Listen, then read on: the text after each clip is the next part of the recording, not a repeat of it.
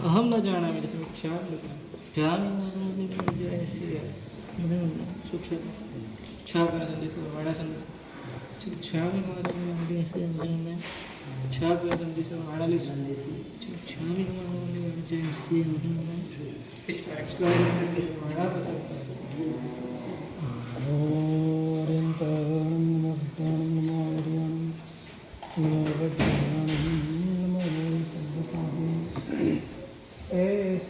मुक्कारो सोपापणात्म मंगलम सर्वेशं ब्रह्मं वै मंगलम नमो दुर्गारे रागाय भैरवाय अर्हते योगिनाथाय महावीरायताय कन्नगे च सुरेन्द्रे च कौशिके साधकं निर्विशेष मनस्काय श्रीवीरस्वामिने नमः।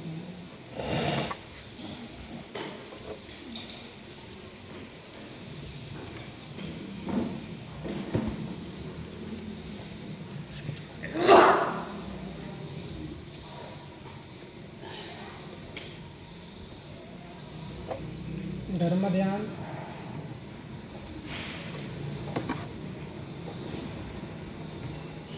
मात्र अपाय विपाक संस्थान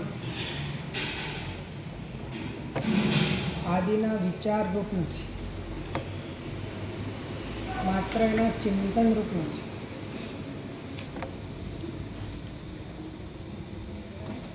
आवुं चिंतन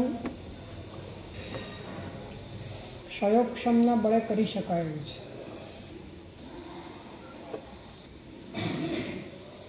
आ चिंतन एना माध्यमे बहिर्मुखता तूटे अने पोताना अंतिम अने परम एवा ध्येय तरफ पोतानी चेतना ढळे। आवी प्रक्रिया थवाना भागरूपे अपायनो विचय थाय, विपाकनो विचय थाय के संस्थाननो विचय थाय। आ धर्म ध्यान त्यारे बने छे त्यारे धर्म खबर होय तो ध्यान थाय, धर्म ज खबर न होय तो ध्यान केवी रीते। जेम निश्चयथी एकाग्रता ए ध्यान छे, निश्चयथी एकाग्रता ए ध्यान छे। एम व्यवहारथी अनेकाग्रता ने तोड़वी ए ध्यान छे। तो अपाय विपाक आ बधाना विचारो अनेकाग्रता तोड़वानुं काम करे छे। अनेकाग्रता एटले बहारना पदार्थों साथेना जोडाणनी जे घनिष्ठता छे एने खत्म करवानुं काम करे छे। परंतु कया जोर पर, कई भूमिका पर, कई बाजूना ढळाव पर, तो कि पोताना भीतरना परम ध्येय एवा पोताना स्वरूप तरफ ढळवानी, समाई जवानी दृष्टिथी ज्यारे आ बहिर्मुखता तोड़वामां आवे छे ए माटे अपाय विपाक वगैरेनुं चिंतन करवामां आवे छे। एनाथी पोताना भीतरमां निर्मलता आवे छे કે જે એકાગ્રતામાં કન્વર્ટ થાય છે, માટે એને ધ્યાન કહેવામાં। જો ધ્યેયની વાત નથી તો ધ્યાનની વાત નહીં આવે, આ ફિક્સ વાત છે। પછી એકાગ્રતા ધ્યેય તરફ તો નથી, તો ધ્યેય સિવાયની જે એકાગ્રતા છે એને જ્ઞાનીઓ એટલે અનંતર કે પરંપર ધ્યેય પ્રત્યેનું કોઈ તમારું લક્ષ્ય જ નથી તો જ્ઞાનીઓ એવા ધ્યાનને સદ્ધ્યાન કે ધર્મ ધ્યાન નથી કહેતા। એટલે બહિર્મુખતા તોડવા માટે તમે આ સંસારના તમામ પદાર્થોનું ચિંતન કરી એનાથી વિરક્ત થાવ, અને વિરક્ત થવું એ માત્ર દ્વેષાત્મક ભૂમિકાનો અંતિમ પડાવ નથી, પરંતુ એ વિરક્તિના માધ્યમે પોતાના ધ્યેયમાં સમાઈ જવું એ વિરક્તિ પાછળનો મૂળ આશય છે, અને માટે ધર્મ ધ્યાનને ધ્યાન કહેવામાં આવે.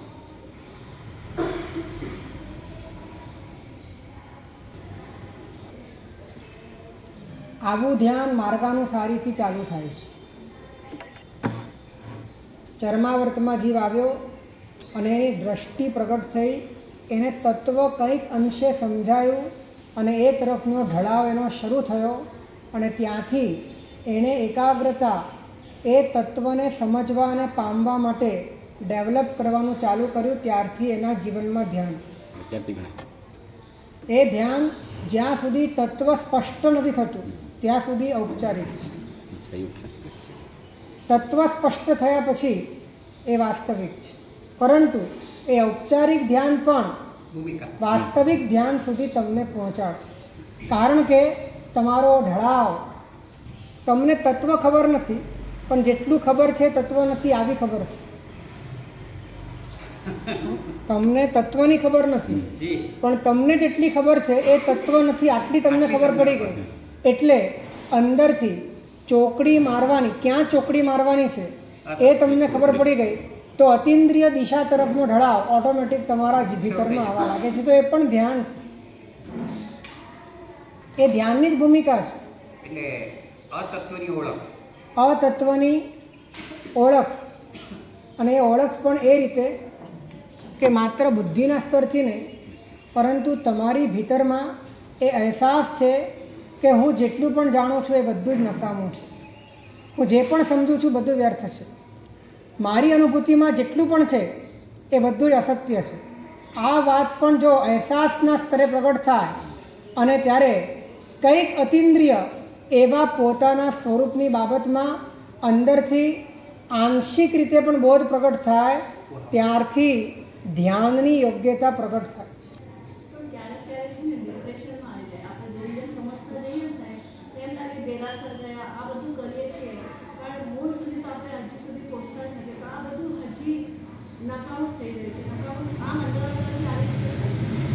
એક વાત સમજો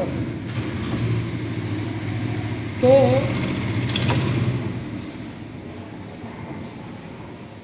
સાધન નકામા નથી. જો સાધ્યની ખબર હોય અને જો સાધ્યની પ્રીતિ હોય તો આ બધા જ સાધન સાધ્ય સુધી લઈ જનારા છે. એટલે નકામું છે એનો અર્થ સાધન તરીકે એ નકામું છે એમ કહેવા માંગતા નથી.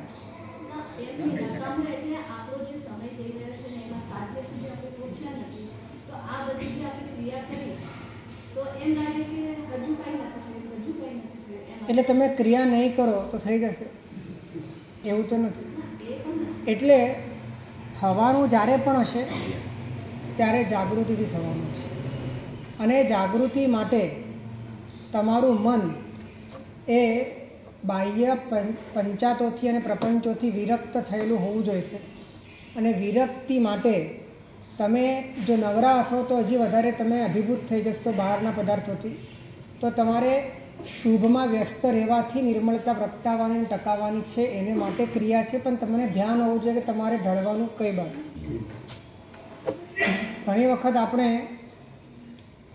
ક્રિયાઓ દ્વારા થયેલી વ્યસ્તતાને પણ નિર્મળતાનું કારણ બનાવવાની જગ્યાએ કર્તા ભાવનું મંચ બનાવી દઈએ છીએ. ક્રિયાઓથી વ્યસ્ત એટલા માટે રહેવાનું હતું કે તમે નિર્મળ થાવ. એની જગ્યાએ ક્રિયાઓમાં એકાગ્રતા નથી, એકાગ્ર કેમ થવું જોઈએ પણ ખબર નથી. મનને શાંત કરવાનું છે, મનને અંતર્મુખ કરવાનું છે, અને અંતે પોતાનામાં સમાઈ જવાનું છે. આ ધારા ક્રિયા ઉપર જ્યારે પ્રભાવ પાથરતી નથી ત્યારે ક્રિયાઓમાં એકાગ્રતા નથી હોતી, ક્રિયાઓ જ હોય છે. અને એ ક્રિયાઓ કર્યા પછી એનો કર્તા ભાવ હોય છે. અને મોટા ભાગે મન ક્રિયાઓ સિવાયના પદાર્થોમાં દોડતું હોય છે. બરાબર. મોટા ભાગે મન ક્રિયાઓ સિવાયના પદાર્થોમાં દોડતું હોય છે અને ક્રિયાઓ આપણા માટે એક રોબોટમાં ફિટ કરેલા પ્રોગ્રામની જેમ એ ચાલતી હોય છે. અને છતાં પણ આપણે એમ કહીએ છીએ કે આપણે ક્રિયાવાદી છીએ. આપણે જ્યારે ક્રિયામાં પૂરેપૂરા હાજર હોઈએ, આપણે ક્રિયામાં તન્મય હોઈએ, એકાકાર હોઈએ અને ક્રિયાના ફળને અનુભવતા હોઈએ તો આપણે ક્રિયા વાસ્તવિક ક્રિયા છે અને તો પછી તમે ક્રિયા પક્ષના અધિકારી છો. બાકી તો બસ એક પરંપરામાં, સંસ્કારોમાં, વાતાવરણમાં અને તમે જે ઢાંચામાં છો એ ઢાંચામાં તમારી જે પણ આઈડેન્ટિટી છે એને ફૂલફિલ કરવા માટે જેટલું જરૂરી છે એના ભાગ તરીકે તમે આને જીવી રહ્યા છો. તમે તમારી સ્પિરિચ્યુઅલ જર્ની માટે આને નથી જીવી રહ્યા. તમે તમારી આધ્યાત્મિક યાત્રા માટે તમે આને નથી જીવી રહ્યા. એટલે જે પર્યાય લીધો તેને ઉકસાવવા માટે તે ક્રિયાનો ઉપયોગ થઈ રહ્યો છે. એટલે જે જ્ઞાન ધારા પૂર્વકની ક્રિયાધારા હોય, એટલે કે સમાઈ જવાની આંતરિક પોતાની ઝંખના, જાગૃતિ અને પરિણતિપૂર્વક એમાં ક્રિયાઓ સહાયક બને છે, માટે ક્રિયાઓને પોતાના જીવનમાં અપનાવે છે અને આ રીતે ક્રિયાઓ મધુર બને છે, ક્રિયાઓ રસાળ બને છે, ક્રિયાઓ સંતોષપૂર્ણ બને છે. આવી ક્રિયાઓ એ વાસ્તવિક અમૃત અનુષ્ઠાન અને તદ્હેતુ અનુષ્ઠાન બને છે. નહીં તો એ બધું વિષ, ગરલ અને અનનુષ્ઠાનમાં જ પતી જાય છે. બહુ વિશેષની જરૂર નથી ને આમાં સામાન્યના જ્ઞાનની જ જરૂર છે. આમાં વિશેષ જ્ઞાનની જરૂર નથી. આમાં છૂટવાનું છે, બહારથી તોડ અને અંદરથી જોડ કરવાનું છે, ડિટેચ થવાનું છે અને જાગ્રત થવાનું છે. આટલા જ જ્ઞાનની જરૂર છે. આનાથી વધારે એક લીટીની જરૂર નથી.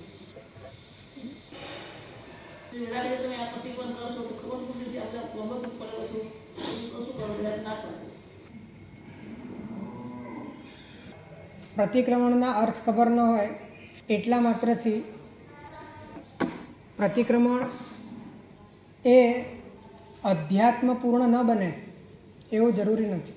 ફક્ત વિતરાગ વિષયક ચિત્ત હોય અને વિતરાગની આજ્ઞા છે આટલો ભાવ હોય, વિતરાગ દેવ પ્રત્યેનું સમર્પણ હોય અને આ પ્રતિક્રમણનો એકદમ સ્થૂળ આશય એટલો છે કે મારે પાપોથી પાછા હટવાનું છે, આટલી પણ ખબર હોય તો પણ એનું કલ્યાણ છે. કેમ કે ભાવ કામ કરે છે, એ આલંબન કામ કરે છે, એ અહોભાવ કામ કરે છે, એ દિશા કામ કરે છે, ઢળાવ કામ કરે છે. વિતરાગની સાથેનું જોડાણ.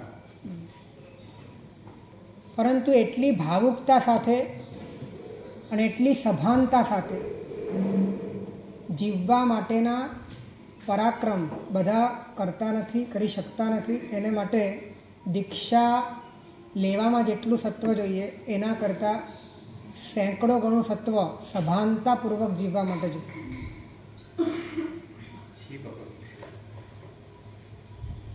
દીક્ષા તો બેહોશીમાં લઈ શકાય છે. એટલે કે ક્યારેક દેખાદેખીમાં, ક્યારેક અન્ય કોઈ ભાવોમાં ભાવનો ઉભરો આવી ગયો,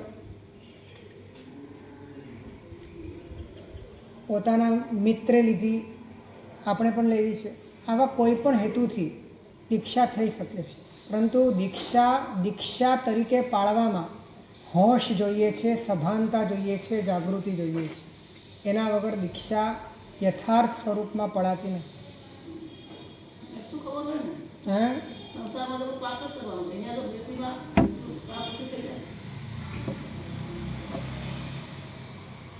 પાપની વ્યાખ્યા માત્ર કાયિક ચેષ્ટાઓના આધારે જ આપણે નક્કી કરીએ છીએ.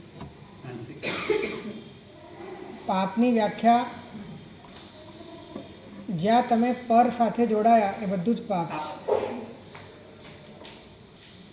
સૌથી મોટું પાપ તો મિથ્યાત્વ છે,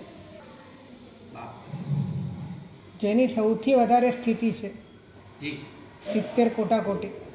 એક પણ કર્મની સ્થિતિ આટલી લાંબી નથી. જી આ પાપને મહાત કરવા માટે કોઈ પુરુષાર્થ નહીં, અને બાકીના જે પાપો છે 17 પાપો, એ 17 પાપોનું પણ કાયિક ચેષ્ટા એને બંધ કરીને આપણે પોતાની જાતને કૃતકૃત્ય માની લઈએ છીએ કે આપણે કરી ગયા.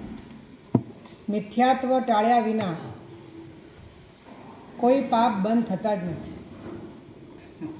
મિથ્યાત્વ ટાળ્યા વિના કોઈ પાપ બંધ નથી થતા, બધા પાપ ચાલુ છે. અને કદાચ પાપ તમારા ક્રિયાથી નથી ચાલુ, પણ અનુબંધથી તો ચાલુ જ છે. કેમ કે મિથ્યાત્વ છે તો પાપનો જ અનુબંધ આપે, એ નિયમ છે. અને સમ્યક્ત્વનો અર્થ પણ આપણે એવો કરી બેઠા છીએ કે જેમાં આપણે કાંઈ જ કરવાનું રહેતું નથી.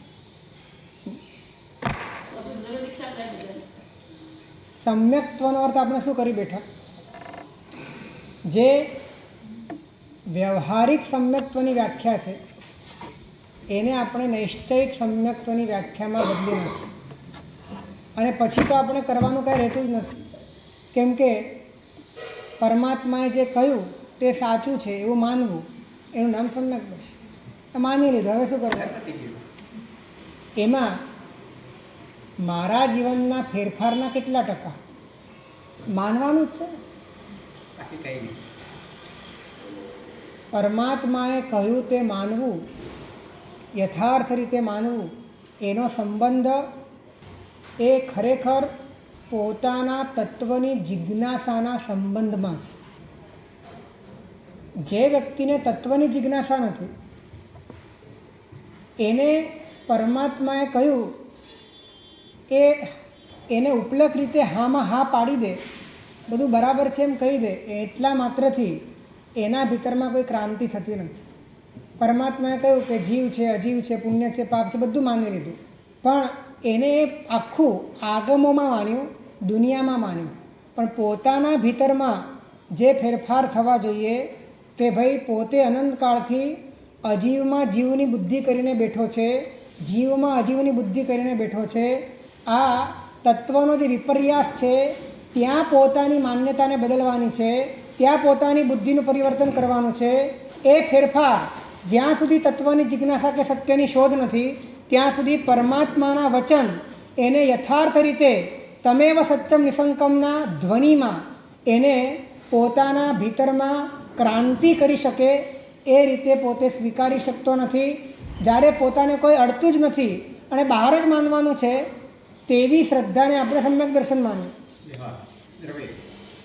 વ્યવહારથી પણ સમ્યક દર્શન ત્યારે કહેવાય કે જ્યારે તમારી પોતાની બાબતના, અસ્તિત્વની બાબતના, સત્યની બાબતમાં નિર્ણયો તમારી અનુભૂતિના સ્તરે તમે ફેરવવા તૈયાર હો, અને ફેરવવા માટે પરમાત્માની વાણીનો તમને આધાર મળતો હોય, અને આધાર તમને પ્રતિક્ષણ અંદરથી સાચો લાગતો હોય, અને એ પ્રમાણે તમે તમારી સમગ્ર અનુભૂતિ, મિથ્યા અનુભૂતિને છોડવા તત્પર હો અને સમ્યક અનુભૂતિ એને પ્રગટાવવા માટે તત્પર હો. એ ગાળામાં તમને પરમાત્માની વાણી પ્રત્યેનો તમારા ભીતરમાં થનારા ઉપકારથી તમને જે અંદરથી પરિણામ જાગે છે શ્રદ્ધાનો, એને વ્યવહારથી સમ્યક દર્શન કહેવાય. વ્યવહાર જો સ્વરૂપ તરફ મારે ઢળવું જ નથી તો હું નવ તત્વ જાણીને કરીશ છું.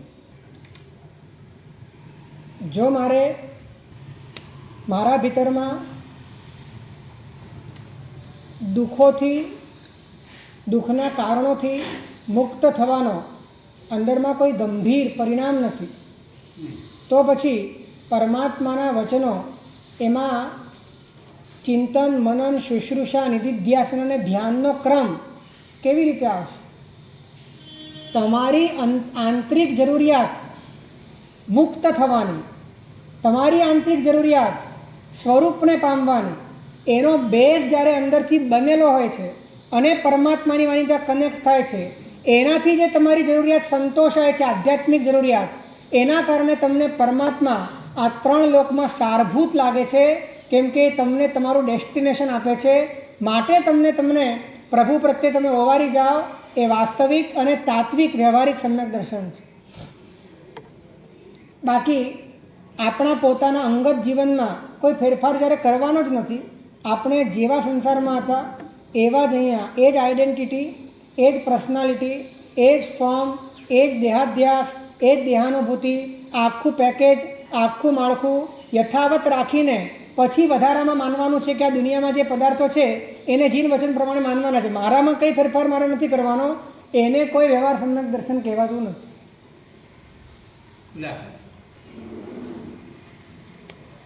આત્માનો ઉઘાડ ન થાય, વિકાસ ન થાય, અનુભૂતિ ન થાય અને પ્રતીતિ ન થાય અને માત્ર બાહ્ય વાતો જ કરવાની હોય અને બાહ્ય સ્વીકાર કરવાનો હોય એવા માર્ગને દ્રવ્યથી કે વ્યવહારથી પણ કોઈ ગૂંઠાણું કહેવાતું નથી.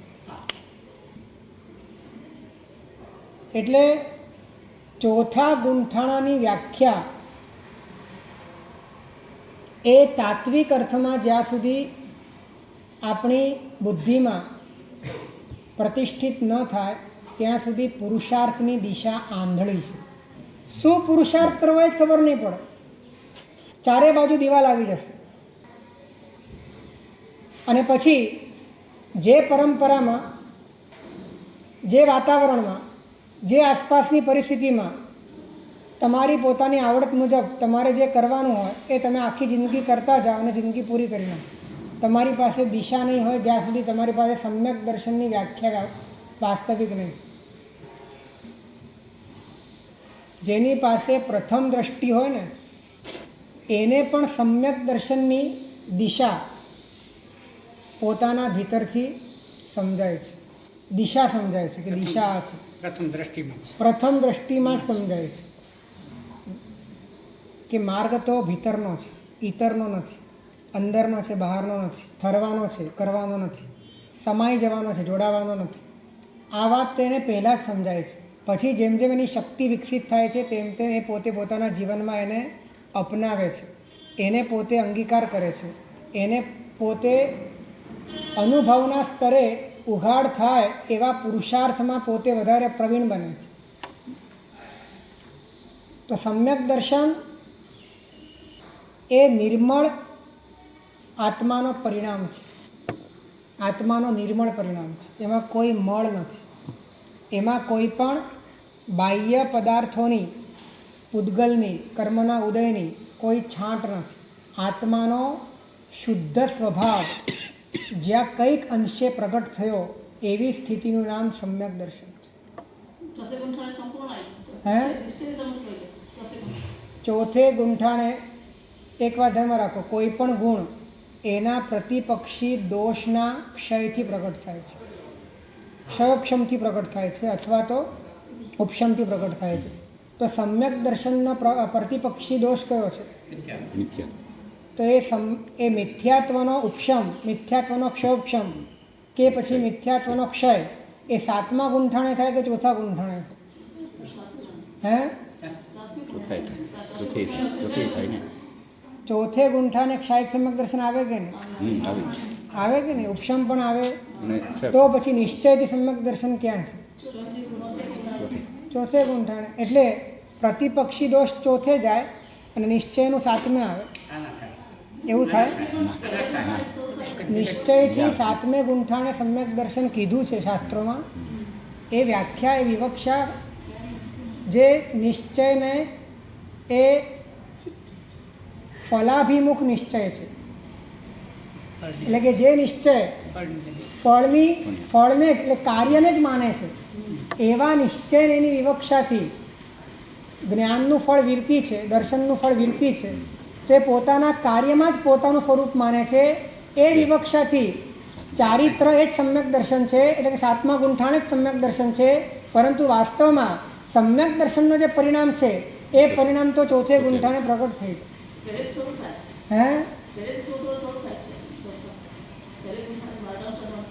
આ થોડો થોડો ના આવે, આ જ્યારે પણ આવે ત્યારે પૂરો જ આવે. પહેલા ગુંઠાણે એને પામવા માટેના પ્રયત્નો, એની યોગ્યતા, એની ભૂમિકાનો વિકાસ થાય અને એ માટે પહેલા ગુંઠાણે એ જે ભૂમિકા છે, દેવ ગુરુ ધર્મની શ્રદ્ધા, તત્વની રુચિ, તત્વાર્થની શ્રદ્ધા, આ ભૂમિકાને વ્યવહારથી સમ્યક દર્શન કહેવાય. પણ એ વખતે ગુંઠાણું કયું? પહેલું ગૂંઠાણ. અને પહેલા ગૂંઠાણે જેટલી વ્યાખ્યાઓ છે એ બધી જ વ્યાખ્યા ચોથા ગૂંઠાણે પણ હોય. એટલે ચોથા ગૂંઠાણે પણ દેવગુણ ધર્મ શ્રદ્ધા હોય, ચોથા ગૂંઠાણે પણ તત્વની શ્રદ્ધા, તત્વની રુચિ, આ બધું જ હોય. પણ પહેલાં અનુભૂતિ વગર હતું અને પછી અનુભૂતિપૂર્વક. પહેલાં સોપાધિક હતું, પછી નિરૂપાધિક. આટલો ફરક પડે. તો દિશા જો તમારી તત્વમુખી છે એટલે કે ધ્યેયમુખી છે. ધ્યેય તમારું કોણ? ધ્યેય એક જ ધ્યેય છે અને ધ્યેયનું નામ છે પરમાત્મા. અને પરમાત્મા ક્યાં વિરાજે છે? એ પરમાત્મા જ્ઞાયક ભાવ રૂપે, જ્ઞાન સામાન્ય રૂપે તમારા ભીતરમાં અભેદ સ્વરૂપે વિરાજમાં. અને એ જ પરમાત્મા ધ્યેય છે. અને આ ધ્યેય છે એવું જેને સમજાયું અને એ માટે એ બહારના પદાર્થોથી વિમુખ થયો અને અંતર તરફ ઢળ્યો, એ ધ્યાતા છે. અને એણે એ પરમાત્માની સાથેનું અનુસંધાન કરવા માટે પ્રયત્ન કર્યો, એનું નામ ધ્યાન છે. શું? જો એક વાત સમજી લો કે આ પરમાત્મા બુદ્ધિથી તો ક્યારે સમજાય એવા છે જ નહીં. આ પરમાત્મા સોપાધિક રૂપે કે નિરૂપાધિક રૂપે તમને અણસારથી કે અનુભૂતિથી, અનુભવમાં જ સમજાય છે. બુદ્ધિથી કે ગણિતથી આ સમજાય એવી વસ્તુ જ નથી. આ તમને, હા, બુદ્ધિ તમને સપોર્ટ કરી શકે, બુદ્ધિ તમને શબ્દો આપી શકે, બુદ્ધિ તમને એક રેખાંકન અથવા તો એક અંગુલી નિર્દેશ કરી શકે, પરંતુ એ વસ્તુ જ અતિન્દ્રિય છે. એની શ્રદ્ધા એ માત્ર બુદ્ધિના બળે નહીં થાય, યોગ્યતાના બળે, પાત્રતાના બળે, રુચિના બળે, અંદરની હળુકર્મિતાના બળે તમને એ વાત બેળે બેળે ધીરે ધીરે સમજાય છે કે આવું કાંઈક છે સ્વરૂપમાં. અને એ તરફનો ઝુકાવ એ જ ધ્યાન છે.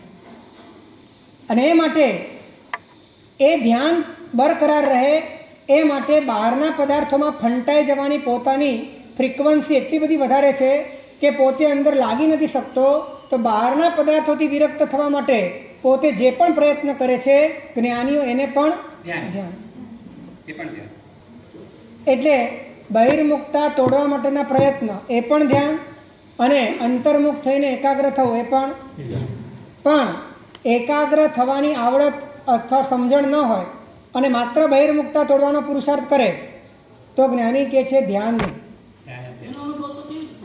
એટલે કે કઈ તરફ તમારે સમાઈ જવાનું છે એ બાબતનું તમને લક્ષ્ય ના હોય, જોર ના હોય, રુચિ ના હોય, અને માત્ર ક્યાંથી છૂટવાનું છે એનો જ તમે પુરુષાર્થ કરો તો આ વાત શબ્દોથી સમજાય એવી નથી. આ વાત પોતાને સમજાય, અંદરથી સમજાય એવી છે. હવે બહારથી બધું છોડ્યું પણ અંદરમાં ઠરવાની વાત નથી તો માણસ પાછો ઊભો રહેશે. છોડ્યા પછી એની દ્રષ્ટિ બહાર જ છે. બધું છોડી દીધું પણ એની દ્રષ્ટિ બહાર છે કે આટલું છોડ્યું, આટલું છોડ્યું, મેં છોડ્યું, અને પછી રાહ જુએ છે કે કોઈ તેને કહે કે તે છોડ્યું.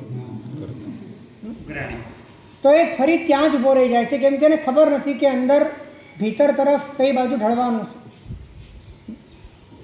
તો ધ્યાન જેને સમજાય છે, જેને ધ્યેય સમજાય છે એને ધ્યાન સમજાય છે. ધ્યેય જેટલું સમજાયું એટલું ધ્યાન સમજાય, અને જેટલું ધ્યાન સમજાશે એટલું આગળ આગળ વધારે ધ્યેય સમજાતું જશે. ધ્યાન ધ્યેયને સ્પષ્ટ કરે છે, ધ્યાન ધ્યેયને સ્પષ્ટ કરે છે. અને ધ્યેય છે ક્યાં? ધ્યેય ક્યાં છે? ધ્યેય ધ્યાનમાં જ વિદ્યમાન છે. આ બહુ અદ્ભુત વાત છે. આ દુનિયાના બાકીના બધા જ ધ્યેય એ ધ્યાનથી ભિન્ન છે. જ્યારે આ એક જ ધ્યેય એવું છે જે પરમાર્થ ધ્યેય છે, જે પરમાત્મ ધ્યેય છે, જે પરમ ધ્યેય છે, તે ધ્યાનમાં જ અભેદપણે વિરાજમાન છે. પરંતુ ધ્યાનને આદત પરને પામવાની, પરમાં જોડાવાની છે. માટે આ આદત એટલી બધી અનંતકાળની પોતાના આમ રગ રગમાં ફેલાયેલી છે કે પોતાનામાં રહેલું તત્વ સમજવું એના માટે અઘરું છે, બહાર રહેલું તત્વ સમજવું એના માટે સહેલું. એટલે બહારના તત્વમાં પોતે રોકાય, એટલા માટે રોકાય કે રોકાયેલી ચેતના અંદર વળી શકે, તો એને પણ ધ્યાન કહેવા માટે મહાપુરુષો રાજી છે. જેમ કે આપણે દ્રશ્યાલંબનની વાત કરી, તે દ્રશ્યાલંબન પોતાની ચેતનાને બહારના પદાર્થોના આલંબને રોકવાની વાત છે. પણ એ રોકવાનું કેમ છે? બહારમાં ઘૂસવા માટે નહીં. એ ચેતના ત્યાં સંકલિત થઈ, એકત્રિત થઈ, તો એ ચેતનાને પોતાના જ સ્વરૂપમાં જાગૃત કરવા માટે, પોતાનામાં જ લઈ જવા માટે કામ લાગે છે. માટે કેમ કે અનંતકાળથી ચેતનાનો પ્રવાહ બહિર્મુખ છે. તો હવે બહિર્મુખ પ્રવાહ એકાએક તો અંતર્મુખ નહીં થઈ જાય, તો એને અંતર્મુખ કરવા માટે અંતર્મુખ થવાના આશયથી બહિર્મુખતા તોડીને કોઈક એકાદ આલંબન ઉપર સ્થિર કરવામાં આવે કે જેનાથી એનો બહારનો બહિર્મુખતાનો વિસ્તાર ઘટી જાય અને અંતર્મુખતાનું દ્વાર ખુલી જાય. આ રીતે જુદા જુદા પદાર્થોમાં પોતાના ચિત્તને રોકવા માટેનો જે પણ આગમોમાં બતાડેલો કે યોગશાસ્ત્રોમાં બતાડેલો પુરુષાર્થ છે, એમાં એ વસ્તુની મુખ્યતા નથી, પણ એના આલંબને ચેતના રોકાય અને પોતાનામાં ઢળે એની મુખ્યતા છે.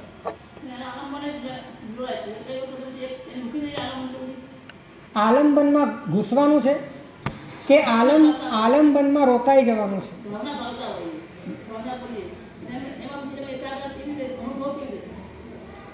ભાવના એ ધ્યાન નથી, પણ ધ્યાનની પૂર્વ ભૂમિકા છે.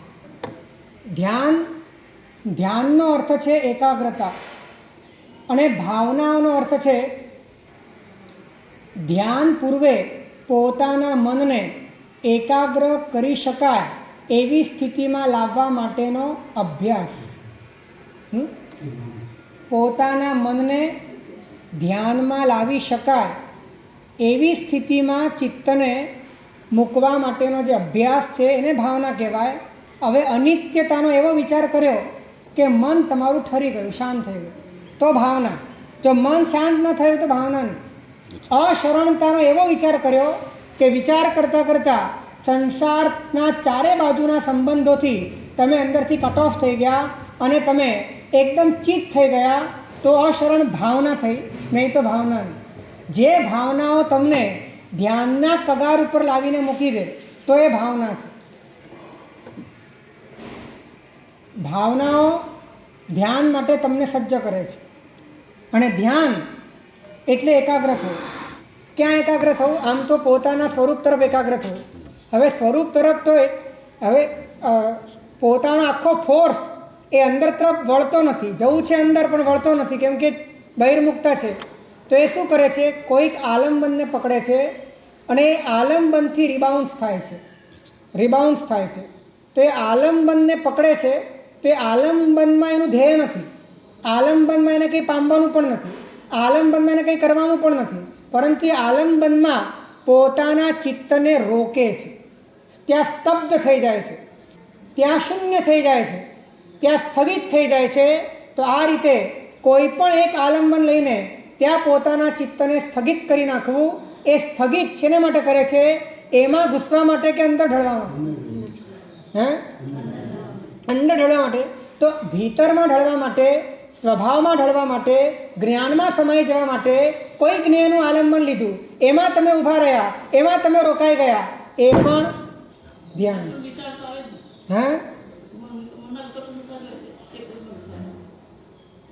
સૂક્ષ્મ વિચારો હોય, પરંતુ મોટા ભાગે એક જ પ્રકારનો અધ્યવસાય ચાલતો, એનું નામ ધ્યાન છે. એટલે કે આપણે એને સરસ રીતે સમજીએ કે 10 સેકન્ડમાં 10 વિષય ઉપર આપણો વિષય બદલાય. એટલે વૃત્તિઓ પણ બદલાય અને વિષય પણ બદલાય. બરાબર ને? વૃત્તિઓ પણ બદલાય. એટલે કે એક વિષયને મેં જુદી જુદી રીતે એક જ વિષયને જોયો તો વૃત્તિ અનેક છે પણ વિષય એક જ છે. પરંતુ વિષય પણ જુદા છે અને વૃત્તિઓ પણ જુદી છે. સમજાવો. મારું ધ્યાન પેનમાં છે, તો આ વિષય છે. હવે આ પેનને એની લંબાઈ જોઈ તો એક વૃત્તિ થઈ, એનો કલર જોયો બીજી વૃત્તિ થઈ, પણ વસ્તુ તો પેન જ છે. એટલે વિષય એક અને વૃત્તિ અનેક. અને તો આપણી સ્થિતિ એ છે કે વૃત્તિ પણ અનેક છે અને વિષય પણ, અનેક છે. અને એક વિષયમાં પણ અનેક વૃત્તિ છે અને અનેક વિષયમાં પણ અનેક અનેક વૃત્તિ છે. તો આમાંથી પોતાની જાતને સિમટવી હોય તો શું કરવું પડશે કે વિષય એક અને વૃત્તિ અનેક. ક્રમિક થશે. એટલે 10 સેકન્ડમાં 10 વિષય આવ્યા અને 10 સેકન્ડમાં સમજો કે 20 વૃત્તિ આવી. 10 સેકન્ડમાં 10 વિષય આવ્યા અને 10 સેકન્ડમાં 20 વૃત્તિ આવી. હવે કરવાનું છે કે 10 સેકન્ડમાં એક જ વિષય જોઈએ, ભલે 20 વૃત્તિ આવે.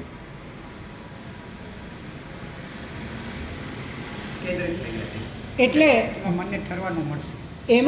એમાં જે ચારે બાજુ ભાગતું, ફેલાતું, સ્કેટર્ડ થતું જે મન છે, હવે એને મનને ખબર છે કે મારે મૂળ તો મારા સ્વરૂપમાં જ પ્રકાશિત થવાનું છે. આ ખબર હોવી જોઈએ, નહીં તો એમાં ગુંગળાશે પાછું. જો એ ખબર હશે તો એ ઠરવાના ઢાળ તરફ ઢળશે, એને ગમશે. તો સૌથી પહેલા નંબરમાં વિજાતીય પ્રત્યય છે. વિજાતીય પ્રત્યય, પ્રત્યય એટલે કે બોધ. વિજાતીય એટલે કે જુદા જુદા વિષય. જુદા જુદા વિષયોનો પ્રત્યય એટલે કે બોધ છે અને એની વૃત્તિઓ પણ જુદી જુદી છે. મોટા ભાગના સંસારી નહીં પણ દ્રવ્યથી સંયમી કહેવાતા એવા તમામ જીવોની મોટા ભાગની સ્થિતિ આ છે કે વિષયો પણ અનેક અને વૃત્તિ પણ અનેક. પણ જ્યારે એને અંદર વળવું છે તો એ પોતે અંદર વળવા માટે જે રીતે રેતીના દલદલમાં ખૂપી ગયેલો વ્યક્તિ અવલંબન લે છે બહાર નીકળવા માટે, એ અવલંબન એને દોરડાનું પણ લેવું પડે અને રેતીનું પણ લેવું પડે, હા. પણ એ રીતે લેવું પડે કે પોતે બહાર નીકળે. એ રીતે પોતાના વિભાજિત ચિત્તમાંથી પોતાના એક ચિત્તમાં, એક ચૈતન્યમાં એને સમાવવું છે તો એને આલંબન જોઈશે ને જોઈશે. આલંબન વગર ઉપર નહીં આવી શકે. તો એ આલંબન કોઈ પણ જ્ઞેય, પ્રશસ્ત જ્ઞેય, શુભ જ્ઞેય, પરમાત્મા છે, પરમાત્માની મૂર્તિ છે, કોઈ પણ લો, ચિંતન છે, પદાર્થ છે, પણ એક જોઈએ, અનેક ના જોઈએ. કોઈ પણ એકને પકડીને તમે હવે 10 સેકન્ડ એક જ પદાર્થ અને વૃત્તિ અનેક. હે વૃત્તિ અનેક એટલે કે પરમાત્માના સ્વરૂપનો તમે લક્ષ્ય લીધું, પરમાત્માનું સ્વરૂપ તમે આલંબન તરીકે લીધું. હવે 10 સેકન્ડ સુધી તમે પરમાત્માના સ્વરૂપને જુદી જુદી રીતે વિચારો છો, એની ના નથી, પણ તમે વિચારો છો તો માત્ર ને માત્ર પરમાત્માનું સ્વરૂપ. તે જે જુદી જુદી રીતે વિચાર્યું કે તમારું એંગલ પલટાયા, તમારો એક્સપેક્ટ પલટાયો, તે વૃત્તિઓ છે બધી. પણ એ વૃત્તિઓ અનેક હોવા છતાં વિષય તો આપણે 1008 અરિયંતના નામ છે. અરહમ નામ સહસ્ત્ર સમુચ્ચય. તો એ શું છે કે વિષય એક, વૃત્તિ 1008. વિષય એક અને વૃત્તિ 1008. આનું બહુ મહત્વ છે. પછી ધીરે ધીરે શું થાય છે કે વૃત્તિઓ પણ ઘટે છે. વિષય એક અને વૃત્તિઓ ઘટે છે. તો પહેલા નંબરમાં જે હતું એટલે 10 સેકન્ડમાં 10 વિષય અને અનેક વૃત્તિઓ, અગણિત વૃત્તિઓ, એ વિજાતીય પ્રત્યય હતો. પછી 10 સેકન્ડમાં એક જ વિષય અને અનેક વૃત્તિ, એ સજાતીય પ્રત્યય છે. કેમ કે પહેલી સેકન્ડે જે છે ને એનું જ સજાતીય વિષય એ બીજા સેકન્ડે છે, એનો જ સજાતીય વિષય ત્રીજા સેકન્ડમાં છે, એનો જ સજાતીય વિષય ચોથા સેકન્ડમાં છે. હે વિશેષ ખોલે એ રીતે જો સમજાવું, 10 સેકન્ડમાં 10 આઈટમ વિચારી લો. એ 10 આઈટમ પરસ્પર સજાતીય છે કે વિજાતીય છે? વિજાતીય છે. તો એ વિજાતીયનો બોધ થયો તમારો. તમારો જે બોધ છે એ બોધ સજાતીય બોધ ન થયો, વિજાતીય બોધ થયો. હવે 10 સેકન્ડમાં એક જ પદાર્થ છે, તો એ 10 સેકન્ડની અંદર જે વિષય છે એ સજાતીય છે કે વિજાતીય છે? સજાતીય.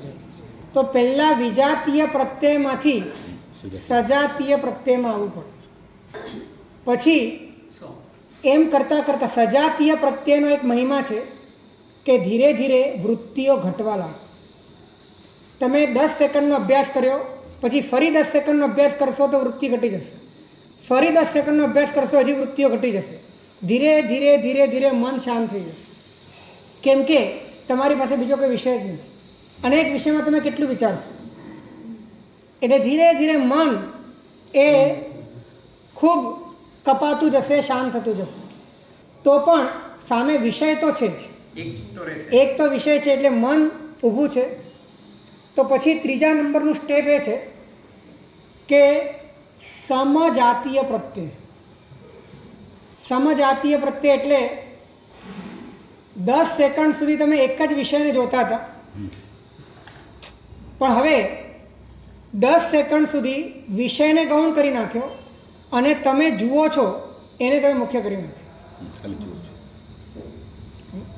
જુઓ છો એટલે સજાતીય પણ વિજાતીય બની જશે. સમજાતીય. સમજાતીય એટલે કે પોતાની જાતિ, પોતાની સમાન જાતિ.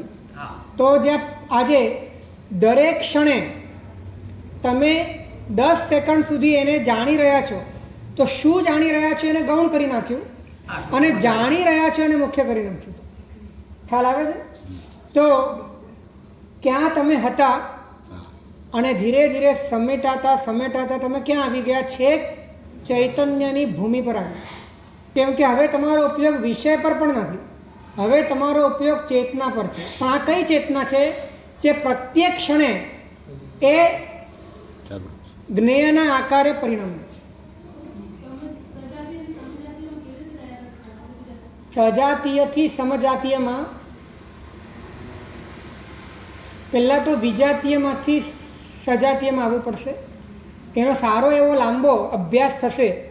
પછી તમને ખ્યાલ આવશે કે હવે વારંવાર અનેક વિષયો આવે ને તો ચિત્ત તમારું એમાં વિલુપ્ત થઈ જાય, પરંતુ સામે એક જ વિષય હોય ને તો ચિત્ત તમારું જાગૃત થઈ જાય. કેમ કે સામે રમવા માટે કંઈ છે જ નહીં, કોઈ મેદાન જ નથી. તો તમારી ઉપસ્થિતિ તમે જાણો છો ને એ વાત એકદમ ખુલીને તમને સમજાશે. તો પછી વિષય ગૌણ થઈ જશે અને તમે એને જાણી રહ્યા છો એ વાત તમને ધીરે ધીરે સમજાશે. તો હવે વિષયને ગૌણ કરીને તમે જાણો છો, 10 સેકન્ડ સુધી તમે જાણો છો એ વાત ઉપર જ તમારું ધ્યાન જાય. તો એ શું થઈ જશે? સમજાતીય પ્રત્યય. એટલે કે જાણવાની ક્રિયા ઉપર તમારું ધ્યાન ગયું, નોઈંગ ઉપર તમારું ધ્યાન ગયું.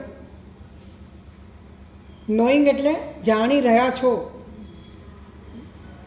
એટલે હવે વિષય પણ ગૌણ થઈ ગયો, એક વિષય પણ ગૌણ થઈ ગયો, વૃત્તિઓ પણ ગૌણ થઈ ગઈ અને અનેક વિષયો અને અનેક વૃત્તિઓ એ તો બહુ દૂર ચાલી ગઈ. હવે 10 સેકન્ડ સુધી માત્ર જાણવાની ક્રિયા ઉપર તમારું ધ્યાન. આ ત્રીજો નંબર છે. અને પછી હજી સહજતા આવતા, હજી શાંતતા આવતા, હજી શૂન્યતા આવતા, હજી કટ ઓફ થતા એ 10 સેકન્ડમાં જે જાણવાની ક્રિયા હતી એ વિષયને લઈને, જ્ઞેયાકારને લઈને હતી, પરંતુ એ જાણવાની ક્રિયામાં એ 10 સેકન્ડમાં એક જે કોમનનેસ છે, જાણનાર, જ્ઞાયક ભાવ, જ્ઞાન સામાન્ય જેને કહેવાય છે, કે 10 સેકન્ડમાં ભલે જાણવાની ક્રિયા એ મને કોઈકને કોઈક વૃત્તિના કારણે કે કોઈક વિચારના કારણે જુદી જુદી ભાસી હશે, પરંતુ જાણવાની ક્રિયા એ જુદી જુદી દરેક ક્ષણે હોવા છતાં એ 10 ક્ષણમાં, એ 10 સેકન્ડમાં જે જાણપણું છે, જાણપણું, પ્રકાશકપણું, એ તો ઊભું છે, એક સરખું છે, એક સતત છે. સતત છે. તો હવે ચોથા નંબરમાં સ્વજાતીય પ્રત્યય આવશે. સ્વ, બસ અહીંયા નિર્વિકલ્પતા આવી જશે. સ્વજાતીય પ્રત્યયમાં પ્રવેશ્યો એટલે નિર્વિકલ્પતા આવી. અહીંયા એને અમૃતનો આસ્વાદ આવી જશે. અહીંયા એને પોતાના અમર તત્વનો પરિચય થઈ જશે. અહીંયા એને ચિન્માત્ર સ્વરૂપનો અનુભવ થઈ જશે, જે જ્ઞાન સામાન્ય છે.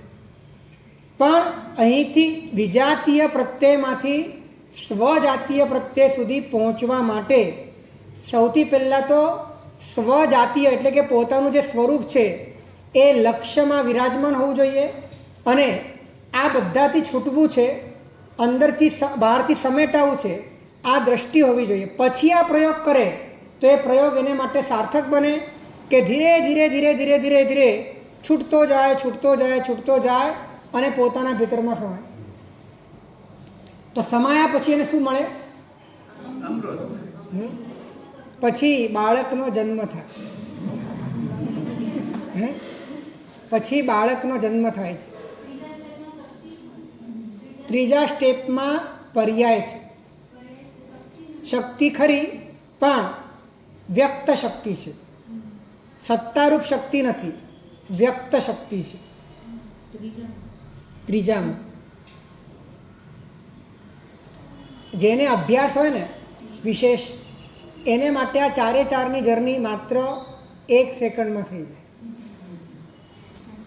જેને અભ્યાસ હોય આંખ મીચતાની સાથે સીધો ચોથામાં પહોંચી જાય. પરંતુ એ અભ્યાસ એણે પહેલાં કરેલો છે, પહેલાં એને ગહનતાથી એકાગ્રતા કેળવી છે. એને વિજાતીય પ્રત્યયમાંથી સજાતીય પ્રત્યયમાં એને પોતાના દિવસો, મહિનાઓ અને વર્ષો આપ્યા છે. અને એમ કરતાં કરતાં ચિત્તને એટલું નિર્મળ બનાવ્યું છે કે સમજાતીય અને સ્વજાતીય પ્રત્યય એ બારણા ખુલી ગયા. પછી એક કળા આવી ગઈ કે કાંઈ પણ જુએ, હા, તો એ જ દેખાય. સ્વજાતીય. હા, કેમ કે જ્યારે હું સજાતીય કરું છું એ જ વખતે હું સમજાતીય કરી શકું છું, અને જ્યારે હું સમજાતીય કરી શકું છું ત્યારે જ હું સ્વજાતીય. એનો અર્થ એ થયો કે દુનિયાને જોતા હું મને જોઈ શકું છું. આ રીતે જ્ઞાનીઓને વિશ્વનું દર્શન કરતાં પોતાનું જ દર્શન થાય છે.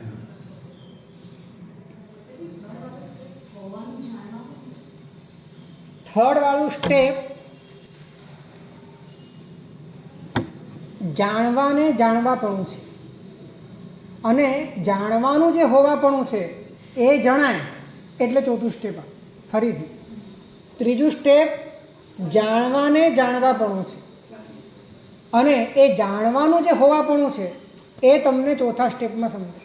અને એ સમજાયું એટલે સત્તા સમજાઈ ગઈ, આત્મા સમજાઈ ગયો, અને આત્મા સમજાઈ ગયો. જેણે આત્મા જાણ્યો એણે સર્વ જાણ્યું.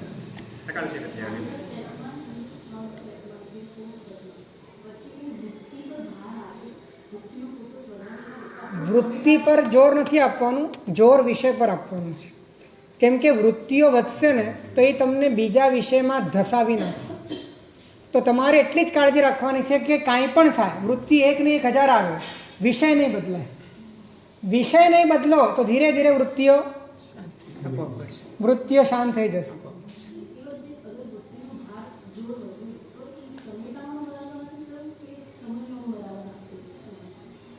વૃત્તિઓનું જોર વધે અને ફરીથી બહાર જવાય તો સમજવાનું કે હજી તત્વની શ્રદ્ધામાં ક્યાંક કચાશ છે અને વૈરાગ્યમાં પણ કમી છે.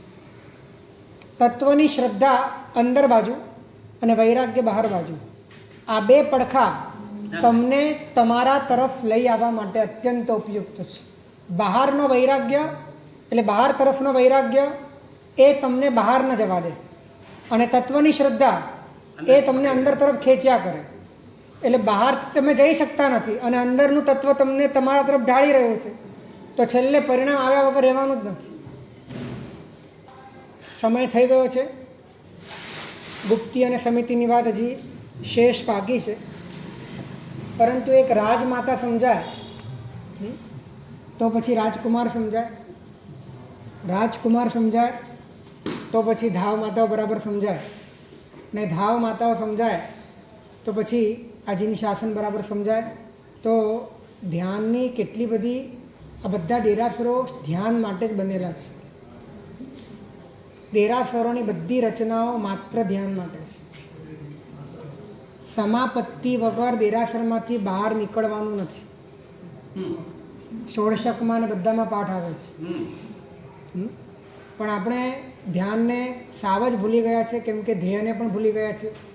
અને ધ્યેય વગર આપણે વૈરાગ્યને ઘૂંટી રહ્યા છીએ. ધ્યેય વગર વૈરાગ્યને ઘૂંટી રહ્યા છે. જે વૈરાગ્યને પરમાત્માનો સ્પર્શ નથી, જે વૈરાગ્યને પરમાત્માનો સ્પર્શ નથી, એ વૈરાગ્ય તમને સુખી નહીં કરે, દુઃખી કરશે.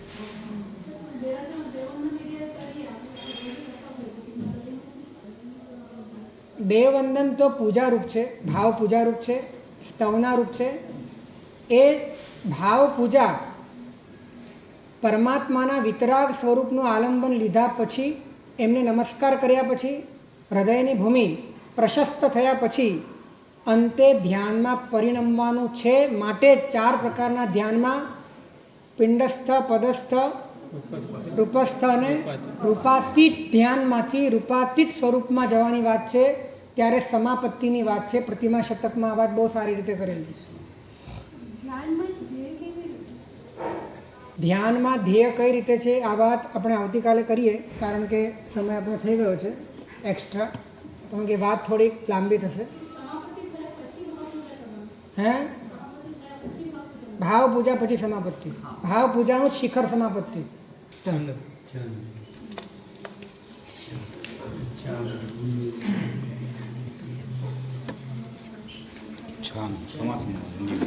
સિહિયાઈ મત હિણવંદાન ઈચ્છામી સિહિયાઈ મત હિણવંદાન ઈચ્છકાર સુખ સંયમ યાત્રા સ્વામી સાતા છે. ઈચ્છામી ખમસમનોન્યાન સિહિયાઈ મત હિણવંદાન ઈચ્છાકરણ સંદીશવન ગુઠ્ઠ મંત્રણાયમ ખામે ઈચ્છમ ખામે નિરાયમ જંકિંચી અપત્યમ ગર્ભત્યમ પત્તે પાણી ચાલુ સ્લાવ ચાસલી સમાસના અંતરભાષ વિભાષાય જંકિંચી મઝ્ઝાવીના પરિણામ સુમમાં બાયરોમાં તું 2 જણા અહમ ન જણામી તસ્મ ઈચ્છામી દુઃખડમ ઈચ્છામી ખમાસમણો હિન્દી બજાવનું જાય સિહિયાય મત હેણવંદાન સુક્ષાર સારમંગલ મંગલ્યમ સર્વકલ્યાણકારણમ પ્રધાનમ સર્વધર્માણામ જય જય.